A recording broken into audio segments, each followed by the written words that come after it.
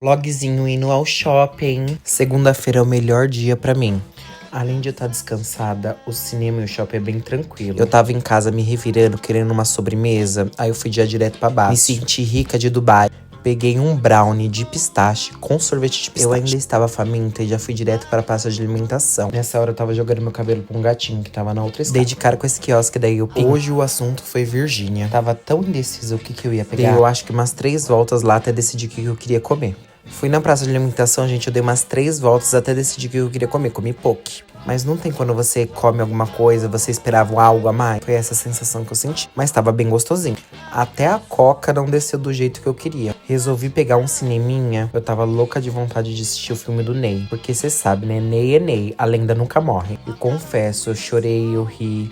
Eu me diverti. O filme é bem intenso e lindo, super Eu voltei pra casa com a alma lavada e o meu coração quentinho. Conclusão, o cinema me alimentou mais do que o poke.